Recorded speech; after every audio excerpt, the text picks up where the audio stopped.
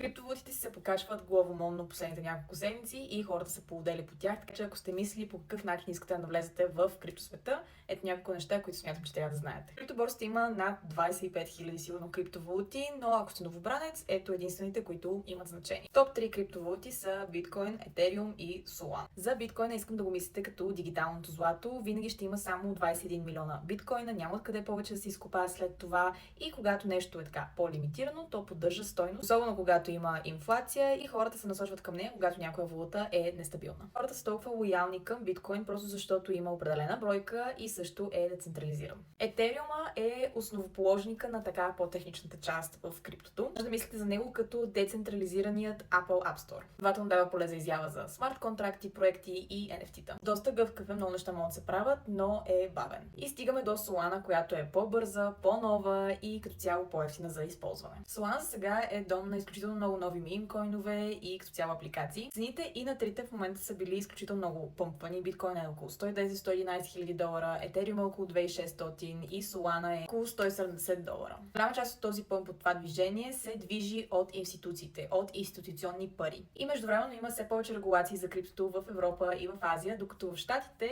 е все още малко мъгла. Поради тази причина виждаме някои криптовалути, криптокоинове, които изключително много пъмпват в рамките на един ден 100-200% и някои, които не се движат толкова добре. Всичко от това зависи къде са лиснати и как са структурирани. За пример ще дам проекта на Solana Jupiter, който в момента си експлодира и като цяло води изключително много внимание от трейдерите.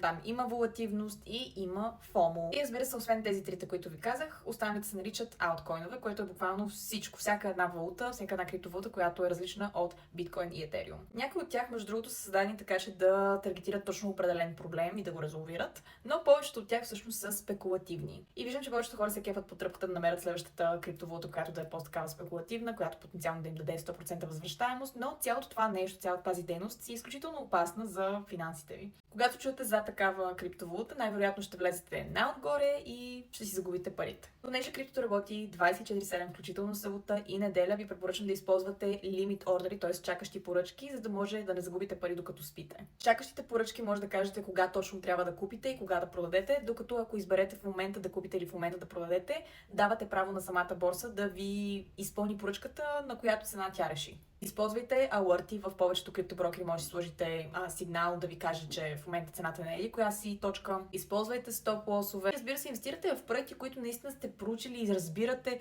отвътре навънка за какво става въпрос в този проект. Избягайте да инвестирате в нещо само заради хайпа, защото сте го прочели в Twitter или в Instagram, защото най-вероятно в момента, в който видите това нещо, вече е твърде късно.